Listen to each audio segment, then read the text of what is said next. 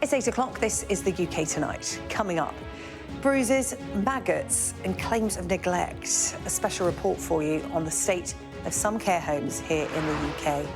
A Sky News investigation reveals elderly people in homes across the country are being left unwashed and unable to reach water and food, with their families' concerns unanswered. Tonight, we'll get reaction from the National Care Association.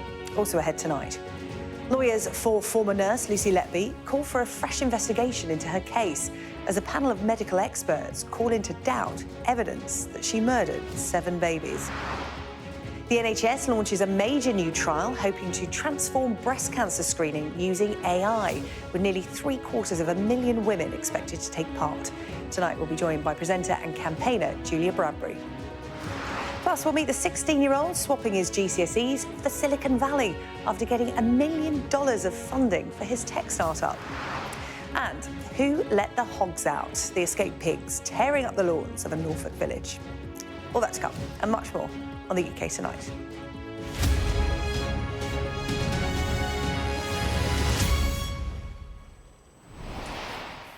Well, we start tonight with our investigation into the state of care homes in the UK, which has found that some elderly people are living in conditions described as disgusting, even in homes that are rated as good by regulators.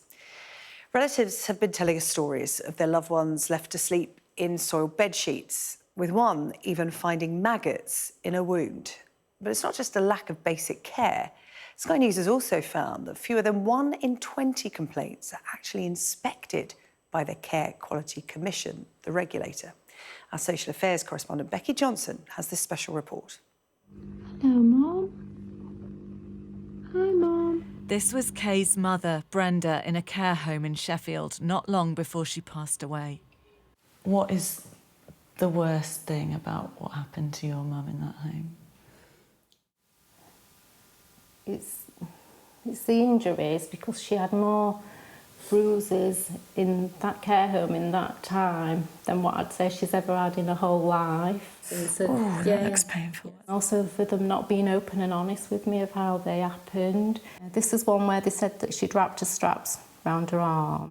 The nursing home was rated good by the Care Quality Commission that regulates care providers. When my dad passed away, we had to sell the house to pay for a care fee. So I think it was something just under £108,000 of my mum and dad's money that we paid to Bond Care in 2 years.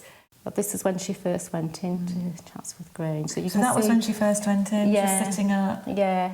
But in the home, she was often left in bed all day. They can't find any record of her having a bath or shower in the care home. She only had 4 to 6 bed baths a month. Kay asked why they didn't get her up more, but was told use of a wheelchair was not included in the fees. And she just told us, I've told you, you get her a wheelchair and we'll get her up. Across the country, Chris has kept recordings of the video calls he had with his Aunt Kathleen. See you soon, sweetheart. Yeah, God bless you, love. He'd become concerned about the care at her nursing home in Herefordshire even before he got a call with some horrifying news. There had been maggots in her skin cancer. Maggots in a wound? Yeah. Yeah.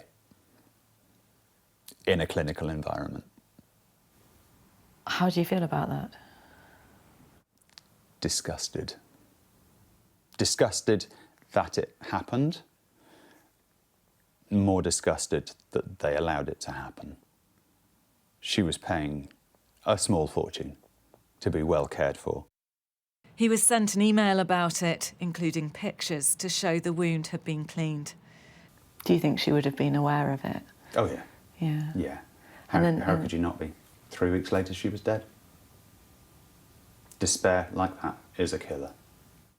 The care home was, and still is, rated good. If that's good within our current care system, I hate to see what needs improvement or poor would be. Over several months, we've been speaking to many families who've had serious concerns about the care their loved ones received. We've heard repeatedly of frail, elderly people being left for days on end in bed, unwashed, sometimes in soiled sheets. We've heard of food and water being left out of reach, leading to weight loss and dehydration. Yet when families try to raise concerns, they end up feeling doubly failed, first by the care home and then by the regulators, who often take no action. We can reveal that over the last 2 years, almost 68,000 concerns were raised with the CQC about homes that can provide care for the elderly. But it only went to inspect in a tiny fraction of cases, just 3.6%. In the few homes it did inspect as a result of complaints, almost 1 in 5 needed to be downgraded. Yes, we can definitely offer you some advice on that. Care Rights UK is a charity that supports over 1,000 families a year who are concerned about their elderly relatives in care homes. Our sense is that poor care seems to be getting worse, and that the problems that people are experiencing are becoming more and more complex. The inaction by the Care Quality Commission over a number of years has left people at risk and has created a dangerous situation where people who are experiencing poor care are too afraid to speak out about that poor care because they're not listened to, they're not heard, and nothing happens as a result. It's the injuries, because she had more bruises. We showed all this to the man in charge of care home inspections at the CQC. They describe the CQC as not fit for purpose. Do you agree? I think we need to improve. We were described by the Secretary of State as not fit for purpose. Do you think people are owed an apology? Because all people have when they're looking for a care home for their loved one is the rating given by the CQC, and many of those are now years out of date. Yeah, we do need to get ourselves into a position where we are doing more inspections. So those are the changes and improvements we're trying to make to our processes. Do you apologise? I think that they should have got much better care. The care that they received, their loved ones received, fell below the standard it should be. I'm very sorry they've had that experience. A complaint Kay made was upheld by the Social Care Ombudsman, but the care home retains its CQC rating of good. A spokesperson for the home said it was one rare occasion where they fell short and all matters have been addressed. I think it's disgusting, really, that somebody's lived, all those years, and at the end of their life, when they need that care, it was just a don't care attitude, and it breaks my heart. And that's what happened to my mum. She should have been loved. I just wanted her to be loved. I just wanted her to be warm. I just wanted her to be clean. And, somebody just to perhaps hold her hand and tell her everything's going to be okay. Chris was shocked to find his complaint about the maggots was not upheld. I have not found fault in the care provider's care of Miss Y's wound. The care company said it's deeply sorry for any upset, adding that maggots in wounds, while rare, can occur quickly during a heatwave. Enough? All right. OK. After his aunt's death, his mother's health deteriorated, and Chris gave up work to be her full-time carer. When I've got a one-word assessment from the CQC saying good, and that good means maggot infestation, how can I trust any care establishment with the care of another person? With an independent commission due to begin work on how to fix social care in Britain, no one we've spoken to believes care for the elderly is fit for purpose or prepared for the challenges of an ageing population. Becky Johnson, Sky News. Let's bring in Nadra Ahmed now from the National Care Association, which represents small and medium-sized care providers across the UK. Nadra joins us now. Thank you so much for coming on to the UK tonight. You'll have seen Becky Johnson's upsetting, distressing report there. Some families bravely telling their stories about what's happened to their loved ones in care homes. Is this a picture that you recognise, Nadra?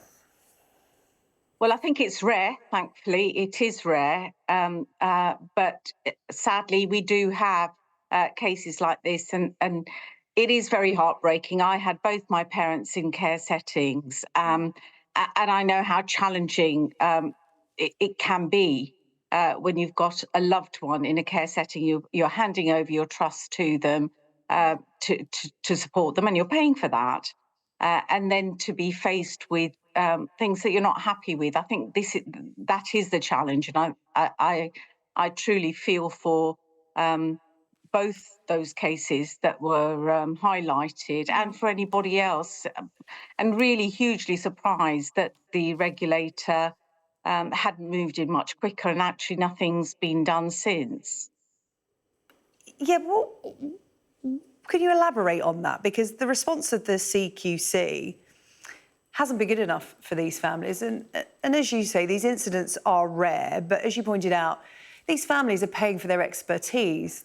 They would love to care for their elderly relatives, but for many families, it just doesn't work like that. So they pay often more than a monthly mortgage for expertise and specialist care. But there's a double failure in these cases, a lack of basic care and the failure of the regulator to take action. What do you say to those families? Because it's not that they don't feel that their voices are being heard, they're just not taken any notice of. The CQC, in some of these cases, these homes, still keeping their good rating, which, you know, when you're looking at the case of Kathleen there, Chris Hines talking about his 92-year-old aunt and maggots in her wound, how could that possibly be?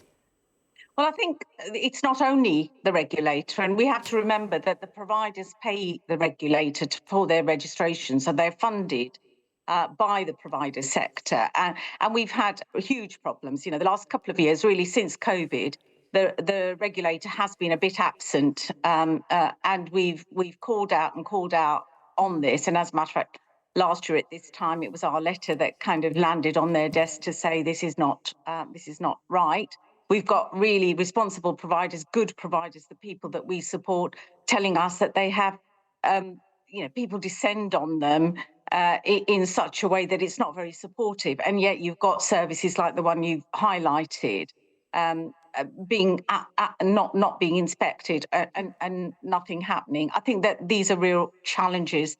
But we also have local authorities who have contracts with services like those. I'm not sure if in this case that was right, but they also then have teams that go in, the contracts are written, and then they are reviewed. So all of these things are methods. We are inspected quite a lot as a sector, and there are lots of people who can go in. Health Watch can go in. There are so many different people. So once the flag's raised, one wonders why nothing else was done. You know, why were people not listened to? And I think that is making the impact on our sector is that these things then give you this picture of a really horrific sector, whereas the vast majority of provision is really good, it's excellent. Well, it should be across the board, shouldn't it? And that leads me on to my next question. The CQC, is it fit for purpose? Because as damning as Becky Johnson's report is, and as rare as you say these cases are, this isn't the first report of its nature into the care sector. So is the CQC fit for purpose? Are they taking this seriously? Well, it won't surprise you to know that I don't think it is fit for purpose. I think if they lived by the rules that they apply to care providers when they come in and inspect us, they would be past requires improvement. They would really be, if we were measuring their performances, when we think about, just that one case or those two cases where nothing was done, if a provider did that and the regulator was there, not responding to complaints, not responding or improving, they would be down there like a ton of bricks. And I think that's really worrying for us, that we have a regulator who, the Secretary of State, when he first came in, said, take the ratings with a pinch of salt. Well, it's easy to say something like that, but do something about it, because that is the public's perception of that service. We've got homes that requires improvement and have not been inspected for absolutely years. And they are excellent homes. I looked at 50 different care homes for my father. I went into outstanding care homes, I went into good homes, and I went into the requires improvement. Some of the required improvement homes, I would happily have placed my dad in. And that's, that shows you that there is something really systematically wrong, because we perceive good to mean good. We perceive outstanding to be outstanding. And I think it's really unfair on those homes that work so hard to be outstanding. Yeah, there seems to be no uniform measurement. It really does seem to be disjointed. Just a final one, Nadra. Again, I go back to Chris Hines there talking about his 92-year-old aunt Kathleen, and he asked the question, how can I trust any care establishment? And from the picture you've laid out there from your own experience looking around care homes, how can families trust care homes? Well, I think we have to have trust, and the only way to do that is to go into a care service and see what they're doing. We are grossly underfunded as a sector, and providers are doing their very best. They're actually, the resilience is gone in our sector. Government is not listening to us. They're not funding it. You've seen the same sort of issues in an NHS service, which it hasn't been visited. 50% of NHS hospitals haven't been visited by CQC, but we trust the service because that's what we expect. You must trust the care sector. We are a sector that supports people when they need it most. And as such, help us to get those messages out there that there is really good care, but it has to be properly funded. Yeah. OK, and Nadra Ahmed making some really good points there. Thank you, CEO of the National Care Association. Appreciate your time tonight reacting to Becky Johnson's report into UK care homes. Now, nearly 700,000 women right across the UK are going to take part in an NHS AI trial designed to better detect breast cancer. 5 different AI platforms are going to be tested across 30 sites to see if the tech can speed up diagnosis as well as free up radiologists' time. Well, I'm joined now by Professor Fiona Gilbert. She is the lead AI advisor at the Royal College of Radiologists. I'm also joined tonight by the TV presenter and breast cancer campaigner, Julia Bradbury. Good evening to you both.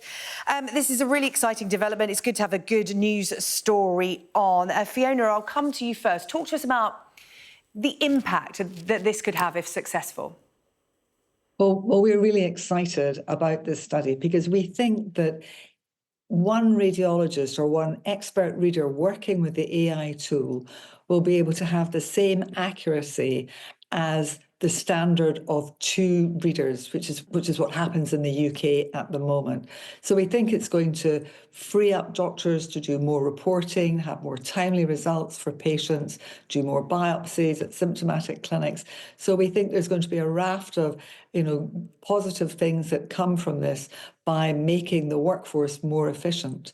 But the other thing we think the AI is going to do, it's going to help us find cancers earlier. And we've seen from other trials, one in Europe, which showed that there was a 10% increase in the number of small cancers being detected. So we think this is really an exciting possibility. Yeah, exciting. But I'll just come back to that. You talk about efficiency, because at the moment I understand it takes 2 radiologists to assess the kind of pictures that we're looking at here to agree as to whether there is a sign of breast cancer. And AI means it will only need 1 because the radiologist will operate alongside the AI. But what about the accuracy? Will this improve the accuracy of diagnoses from the kind of pictures we're looking at here? Absolutely. So accuracy is a balance of the number of positive cancers and tests that it picks up against the number of things that you get wrong, that you call them back and there's actually nothing going on with that patient. And so what we're doing is we've done a big retrospective study testing these various companies' tools to see, can they match the performance of the UK readers? And we found that they can. And so we can set, in the UK, we recall up to 5% of women thinking there might be an abnormality in the film. And if we set the AI tool at that threshold, then we see that the AI is going to detect actually more cancers than the first reader. So that's why we think it could work really well in the UK. But what we want to do is we want to make sure that when we introduce AI, that we actually do it responsibly, that we make sure that we actually achieve the results that the AI company are saying we're going to get, and that Sweden's managed to achieve. So we want to test in the UK system. OK, well, Fiona, I'm going to bring in Julia. Julia, good to see you. First of all, how are you? I'm very well, thank you, Sarah-Jane. Yes, doing very, very well. I was diagnosed with breast cancer in 2021, and I had a mastectomy, and the term is in remission, although that's not a term that I like, but I'm very healthy, thank you. Good. Well, that's good to hear, because Julia, your breast cancer diagnosis was not straightforward. In fact, it was missed twice through the mammograms, the type of images we saw on the screen here. So what did you think when you heard this news today? Perhaps you can tell us what you had to go through to get your diagnosis. Well, first of all, let's start with the good news, as you said, because I think this is very much a positive step to be able to use this kind of technology to speed up the process of screening and analysis is indeed a great thing, and a great thing for patients, because one of the hardest moments when you're faced with a cancer diagnosis is waiting to find out what is that lump, is it something, and getting that call. And I think Fiona will agree that this will speed up that process, because mammograms will be able to be analysed faster, and therefore we will hopefully get the call sooner as well, so we know what lies ahead for us. So that's the good news thing. I have a slight complication. I have something called dense breasts. It's not that rare. 40% of women have dense breasts. There are a couple of things in this country that I'm not happy about. We are not informed in the UK whether or not we have dense breasts. You can discover it when you have a mammogram, but the NHS is not obliged to tell you at all. Two things about dense breasts: it does give you a slightly increased risk of breast cancer, so important to know. And secondly, it's very difficult to detect cancer through a mammogram. It's more efficiently discovered with dense breasts through an ultrasound. So this technology, I don't know whether this AI is going to overcome that hurdle, but certainly that is a big hurdle right now. And I would like to see that addressed. I would like women to be informed when they have dense breasts. Yeah, Julia, that's a really good point. I'll put that to Fiona. You know, when people go for mammograms, as Julia was saying there, you know, in her case, an ultrasound provided a more accurate picture and enabled her to have her diagnosis. Where can AI go in terms of, is the mammogram itself as a tool to detect breast cancer limited? As Julia was saying, the ultrasound could be more efficient. Could the AI help in that aspect? So breast density, as Julia says, is a really important issue, and she's absolutely right. In our 50 to 70-year-olds in the UK, it's about almost 40% have the dense breast tissue. And one of the things we're going to look at in this trial is how well the AI algorithms work in different breast densities. And so it's a really important question. The good thing is the National Screening Committee have commissioned work on breast density to look at this very question. What should you be doing in the UK? And we're hoping that, you know, they will come out with some recommendations at some point. But what they do need in order to make a change is to have good, solid evidence of a survival benefit, of a cost effectiveness, before they then start introducing new things. But one of the things that this AI trial is going to do is that hopefully, you know, if we can show that the AI is helpful and do what we think it's going to do, it will increase capacity within the screening programme.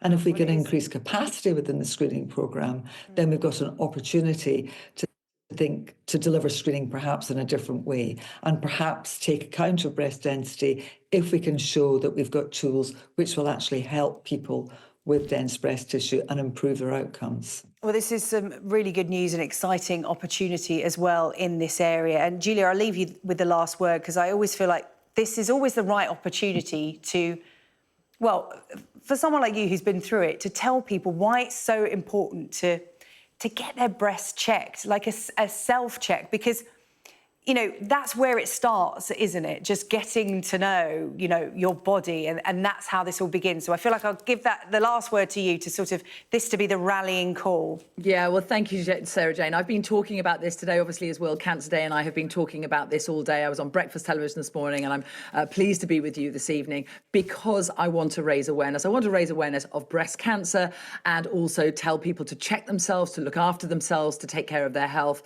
I discovered my breast cancer through a lump, and when I went for my first mammogram, as we said, it was missed, but eventually it was discovered by ultrasound. Had I not checked myself, had I not persisted and discovered that lump, then I might not be here this evening having this conversation. It's essential that we lose any stigma around checking our breasts, and that we try and break down barriers. And one other thing I'd like to mention today, it got lost in all of the news of this exciting AI story, but Copperfield is a charity that dedicates themselves to younger people, and they were trying to get the message out today that breast cancer is not just the disease of older white women. It is something that affects the Black Asian community and the Black community as well. And although it's rare, younger people can get breast cancer. So yes, check yourselves. Don't be shy, and persist with your doctors as well. It's absolutely worth it. Know your body.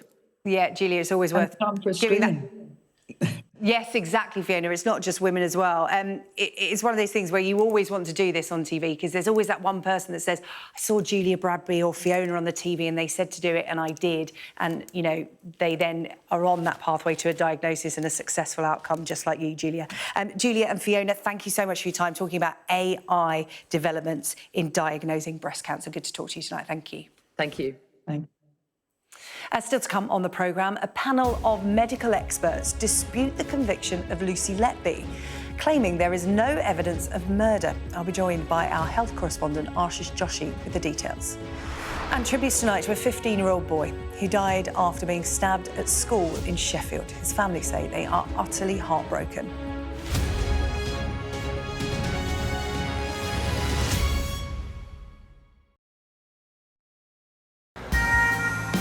This is how you travel when the mafia wants to kill you.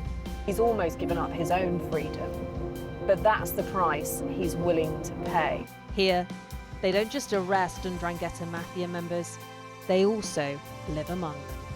Time after time, I've seen the devastating impact of extreme weather and climate change. We don't have much snow at the moment. They've had a warm spring and exceptionally hot summer, and that means they're expecting to lose more than 3 times the amount of ice than they usually do. Flames are still forcing people from their homes and leaving many questioning their futures. Here was my life. We have nothing. I can't say anything, it's so sad. This disaster is testing the resolve of everyone on this island. The only way out now is by boat. Everything you see is devastated, and the misery being felt by people living here is repeated in towns and villages across Central Europe. Sky News, get the full story first. Turkey is burying its dead. The loss is profound. Whole families died in this collapse, generations wiped out. The violence has penetrated the heart of the city rather than being contained to the estates around the edge, and that speaks to the level of anger being felt here. In Sweden, police have seized a lethal stash. This is just a small sample of the deadly arsenal taken off the streets. This is an example of an advert, really. Anyone of any age could say, I'll do that for £1 million, and then have to go and shoot someone. Yes. I'm Siobhan Robbins, Sky's Europe correspondent based here in Berlin.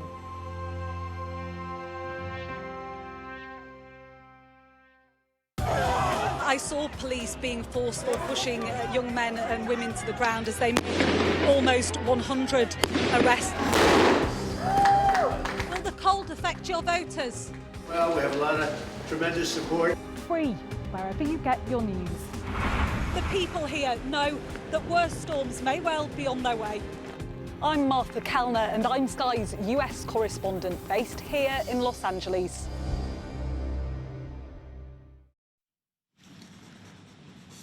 Across the United States now, President Donald Trump, as you can see here, signing another raft of executive orders. He's been talking to the assembled press in the room. The latest pictures we have. Let's take a listen in. Next up, in light of numerous actions taken by a number of bodies of the United Nations, which exhibit a deep anti-American bias, we have an executive order prepared for your attention that would withdraw the United States from the UN Human Rights Council, would withdraw the United States from the UNRWA, which is a refugee organization, and would also review American involvement in UNESCO, which has also exhibited anti-American bias.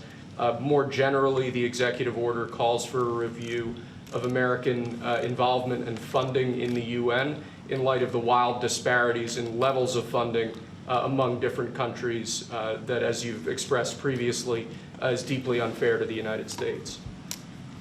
So I've always felt that the UN has tremendous potential. It's not living up to that potential right now. It really isn't, hasn't for a long time. It has, there are great hopes for it, but it's not being well run, to be honest, and they're not doing the job. A lot of these conflicts that we're working on should be settled, or at least we should have some help in settling them. We never seem to get help. That should be the primary purpose of the UN, the United Nations. And again, it's got great potential, and based on the potential, we'll continue to go along with it, but they got to get their act together.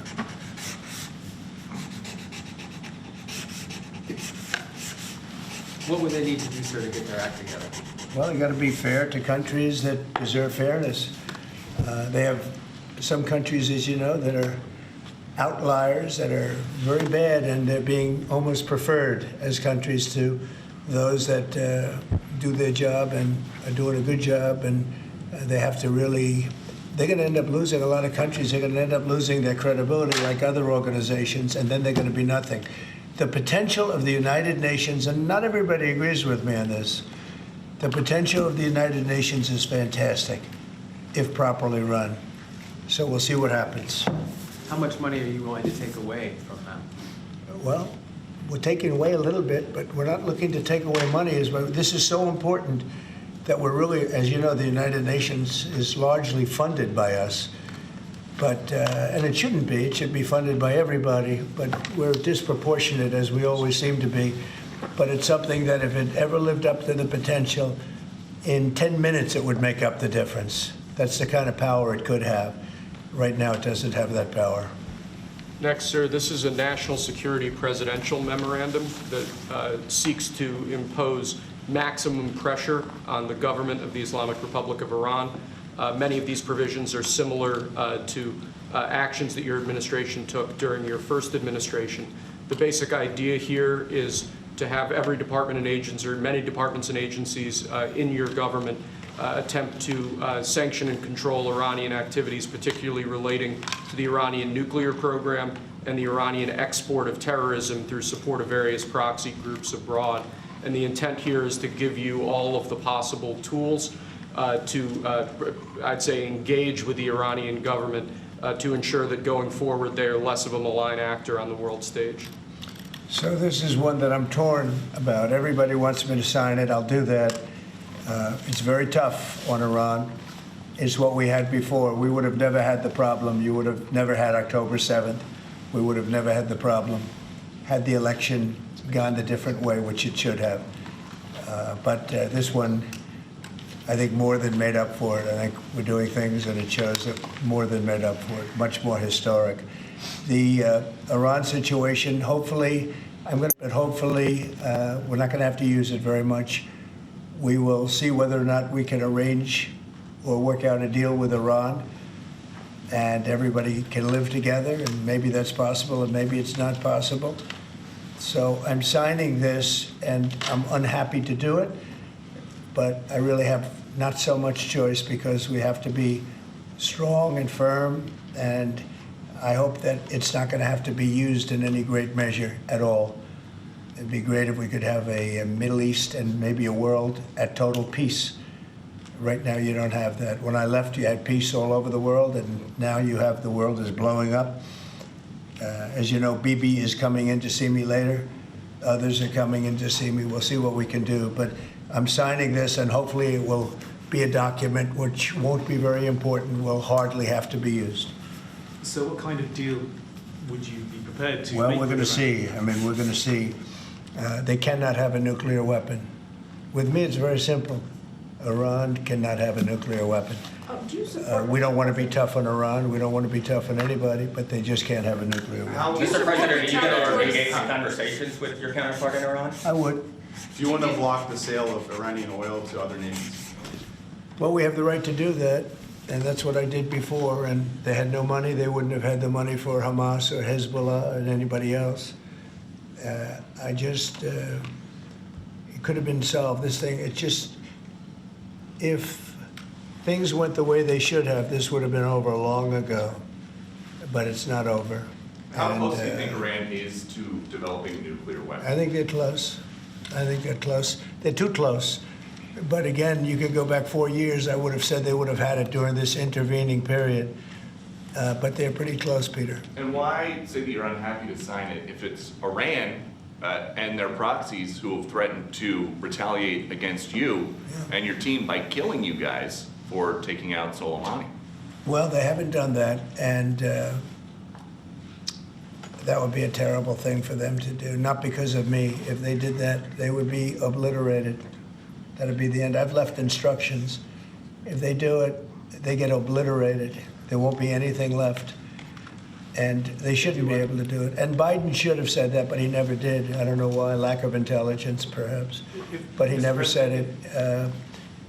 If that happens to a leader, or close to a leader, frankly, if you had other people involved also, you would call for total obliteration of a state that did it. That would include Iran. So I'm signing this, and it's a very powerful document, but hopefully we're not going to have to use it. Mr. President, if the Prime Minister today were to ask your help in striking at Iran's nuclear facilities to prevent the kind of progress towards a nuclear weapon, would you give him the green light? Would it, either to do it himself or for the U.S. to participate with him? I don't know that that's what he's going to be asking for. I have no idea that it is. You're telling me. We're going to have a pretty long meeting. We're going to be discussing a lot of things, not only that, but a lot of things. And I'll let you know if the time comes to let you know. But right now, that's not something that I can discuss. Mr. President, when you said if they do it, they get obliterated. Just to be clear, you're talking about if Iran made an attempt on your life. Yeah, that would be called total obliteration. And I can't imagine they do that. It should have been stated by Biden, but he didn't state it because he had no clue, as you know, as everybody knows. What is your vision, actually, for Donald Trump there at the White House just a few minutes ago. These are the latest pictures from the Oval Office, signing a new raft of executive orders, withdrawing the United States from the UN Human Rights Council amongst them. He was also there talking about signing a memo on Iran, reluctantly signing a memo on Iran, as he put it, saying that he really hoped he wouldn't have to use it, saying that Iran cannot have a nuclear weapon. He was just making comments there on a question he was asked on what would to happen if Iran were to make an attempt on his life, and he said total obliteration. We'll have more on President Trump coming up at 9 o'clock in The World, which follows our programme. That's with Yalda Hakim. Now, a panel of medical experts has claimed today that the convicted serial killer, Lucy Letby, did not murder any babies. Experts gathered by her legal team say they have independently reviewed medical records and found no evidence of murders committed by Letby. The former neonatal nurse is currently serving 15 whole-life orders after being convicted of murdering 7 babies and attempting to murder 7 others. Ashish Joshi has this report. We did not find any murders. In all cases, death or injury were due to natural causes or just bad medical care. An unprecedented intervention. A panel of world-renowned paediatric specialists say their review of the evidence shows there's no proof Lucy Letby caused any deaths or injuries to babies in her care. The former nurse is serving 15 whole-life terms for murdering 7 infants and attempting to murder 7 others between June 2015 and June 2016. There was evidence to suggest that not only was there problems with the medical care, but there were problems in the hospital with respect to staffing and organization and infrastructure and plumbing and all those issues. At Letby's trial, prosecutors pointed to skin discoloration in several of the victims as evidence that air had been injected into their veins. But the panel laid out alternative causes of death in many of the cases at the Countess of Chester Hospital. The main premise of the whole of the prosecution's case in relation to air embolism is wrong and should never have been said. And B, we know how this baby died, or we know how this baby collapsed, and it wasn't at the hands of one individual. Letby is now represented by a different legal team, and 2 previous attempts at appealing her conviction have failed. Dr. Dowie Evans, the lead prosecution witness whose evidence has come under close scrutiny, is standing by his testimony. He says he's concerned that some people are getting their facts wrong.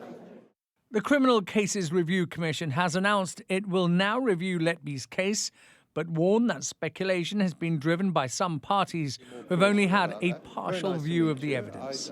It's vital that the Criminal Cases Review Commission reviews this evidence and any other evidence as carefully and as thoroughly as possible, because there isn't going to be another chance for many years. It will take months for them to review the case, and it will take several months after that, I dare say, for an appeal to be arranged. There is an ongoing public inquiry into the murders Lucy Letby has been convicted of and how the hospital responded. The former nurse was convicted after a 5-year investigation and 2 trials. For the parents of the victims in need of closure, the panel's findings ask yet more questions that need to be answered. Well, Ashish is here with me in the studio. And Ashish, it was quite the afternoon when the panel was laying out its findings after looking at this evidence. The big question now is, with all of this, where does it go next? The Criminal Cases Review Commission has already received an application to look at the case. So that was lodged yesterday. Later this week, the barrister or the lawyer for Lucy Letby, Mark McDonald, who you heard from in that report, will get the full report, which he'll present to the CCRC, and then they will pore over it for weeks and months and then carry out their own investigations. What they have to do is satisfy themselves that there has been no miscarriage of justice. This is a body of evidence which has been gathered by 14 independent experts, and they have taken everything which was presented to Lucy Letby's defence team in court, but never used in court. So they've taken that, forensically analysed all of the information and laid it out in their findings. And then they've said, you heard at the beginning of that report, Dr. Shuley said, we have no evidence of any wrongdoing by Lucy Letby. These babies were killed or died, rather, because of systematic failures in the NHS, in the maternity services, and through incompetent clinicians. Then it will be up to the CCRC to decide whether there has been a miscarriage of justice. But it looks like, speaking to Mark McDonald, that he thinks that they are going to take this evidence very seriously and really look at the case again. OK, Ashish, thank you. Ashish Joshi, following that story for us today. Now, for many entrepreneurs who start a business, the dream may be that one day, they're able to take their startup to the bright lights of Silicon Valley in San Francisco to mix with the biggest and the best minds in tech and innovation. Well, for my next guest, that dream is becoming a reality, and far sooner than he probably ever dreamed. He is just 16 years old. He is Toby Brown, and he's put his GCSEs on hold and is swapping Southwest London for California after his AI startup secured a $1 million investment from Silicon Valley venture capitalists. Despite only launching in 2023, his programme has sparked interest from some of San Francisco's biggest tech giants. And Toby is here with me in the studio tonight. Toby, first of all, congratulations. Thank you, thank you. This all started in your bedroom just down the road from the studios here in Southwest London. Talk to me about what it is you've created that caught their eye. Yeah, so what Beam is it's essentially what we're calling an AI native computer. And what that looks like is it's essentially a computer which knows you, it knows what you're going to do, and it's able to do really smart things like bring files to you, draft up emails for you, even, it can read your calendar, see where you're available for, even stuff like holidays, even work, it's scalable to pretty much anything. So it does all the stuff that you don't want to do, all the admin, and frees up your time to do the fun stuff. Exactly. Brilliant. Sold. I'll be one of the first people signing up. Wonderful. But how did you get the attention of the bigwigs at Silicon Valley? How on earth do you find a route to them? Yeah, the the incredible thing about the tech industry is that people are so willing to help. You know, they see someone who's building something really cool, and they're willing to help. They're willing to introduce you. They're willing to get on a call with you and just talk through your ideas. And I was able to meet some really, really incredible people through this. And yeah, so, you know, just shoot your shot. Go send an email. Go send a Twitter DM. And how did this all start? Because, you know, I was reading about you before we came on air, and I heard that it started on a laptop computer that's actually an older model. Yeah. Well, it's older than you are. It is, yeah. So you didn't need any fancy tech, you didn't need any money, it was just you in your bedroom on an old laptop. Yeah, yeah. Yeah, I started coding at 7, and I built myself these kind of mini games to you know, teach myself times tables. And you know, when we were learning that in about year 3 now, and I built my first computer at 10, and it's all kind of gone from there. Well, it's incredible. It's such a great story. And what has school said about it? Because you're not opting out of your GCSEs, you're just going to defer them for a year because you're off to California in a couple of months. Is that right? Yeah, yeah. Yeah, no, the school have been so wonderful. They've been really excited, super supportive, and have been great in letting me kind of push back my GCSEs. And more important, what have your mates said about this $1 million windfall? It's, do you know, so I made the mistake of not telling them early enough. And my last week of school was basically just everyone asking me for a tenner. And, Is that all they were asking for? Yeah, well... And where do you hope this journey will go? Because obviously Beam sounds like a really useful, practical tool. And when we talk about AI, we're no longer talking, you know, robots that are going to, you know, replace humans and all of that. It is the practical good stuff. I mean, we were talking about AI in breast cancer diagnosis. It's the practical things that can really improve our lives. So where do you want this to go? And when can we see Beam? When do you hope to be up and running? Absolutely. So the entire ethos behind Beam is we're building for humans. We're optimizing the product for humans, not for data. And, you know, the way many products are built in Silicon Valley is, you know, they have this exciting new technology and they work back into how people use it.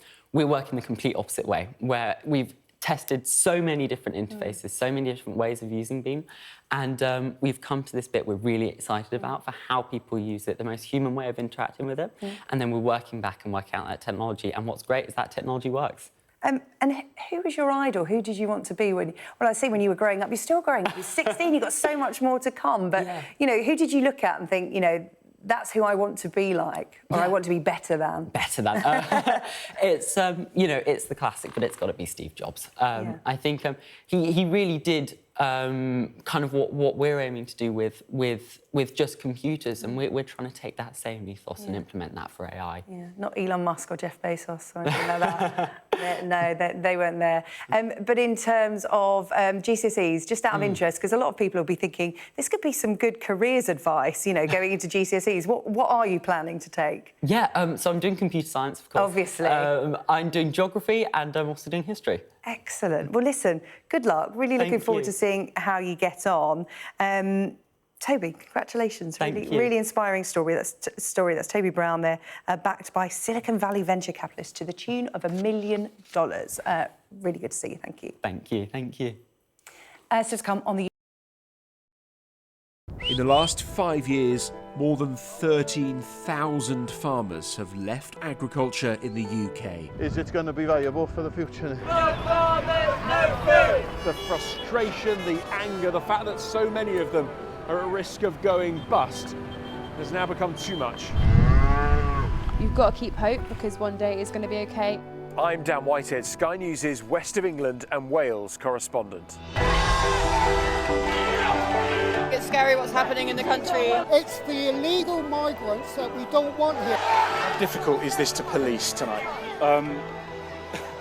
Off the scale. Having the police speak to us so starkly right in the middle of the riot showed just how serious the situation was. The water on board the barge contaminated with Legionella bacteria, an outbreak that was first revealed by Sky News. There have been questions for months over whether the support offered to asylum seekers on the bivvy is sufficient. A cruel place to put human beings. From busy cities to rural communities, we spend every day reporting on how big decisions impact real people. The last smoke and steam rises into the sky above Blast Furnace 4. Today is a day in history for Talbot. The closure means more than 2,000 job losses. It just seems madness. It is a highly contagious infection. South West Water did apologise again. This is the revenge porn helpline. They're helping terrified victims. You've been a victim of a very common type of online crime known as sextortion. We're making things better for people. Stonehenge became the latest victim of Just Stop Oil. Now I can say I've been to the orange Stonehenge. Sky News, get the full story first, free, wherever you get your news.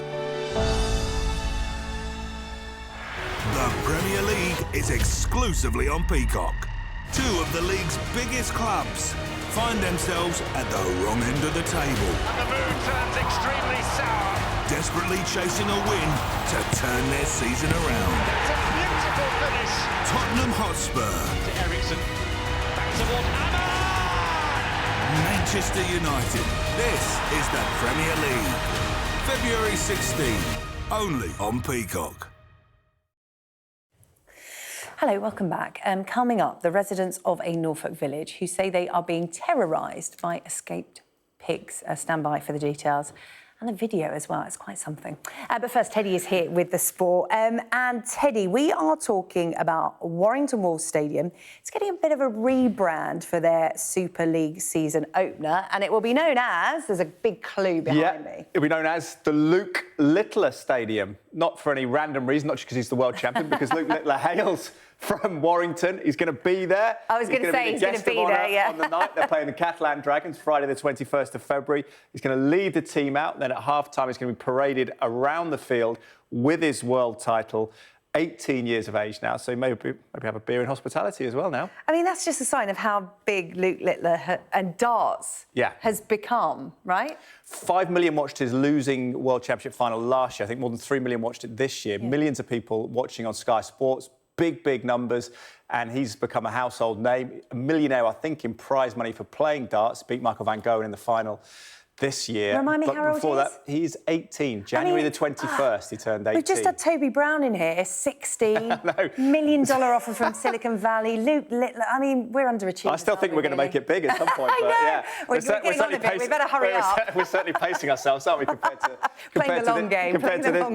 to this young lad. But it is, it's interesting questions of motivation, isn't it? I think he sold 100,000 magnetic dartboards, the ones for kids before Christmas. So you think about all the money he's already won as a prize money, but all the memorabilia that's going with it now. He's put darts on the map, and I suppose the argument is they say it's going to honour him as a special homecoming. Carl Fitzpatrick, the Warrington Wolves chief executive, has said, and it's a big year for them as well. They're going to play a game in Las Vegas against the Wigan Warriors. So rugby league's on the up and darts on the up.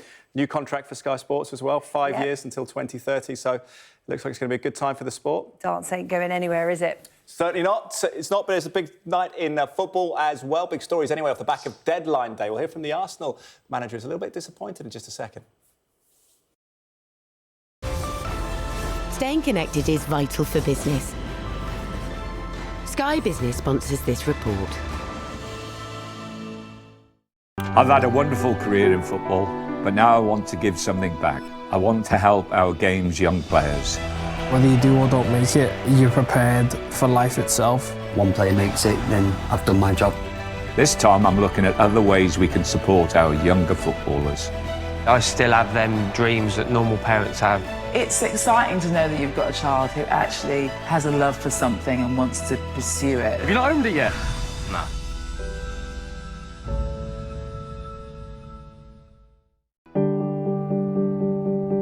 Southampton's academy has an incredible record of producing talent. And one of the biggest success stories has recently rejoined the club.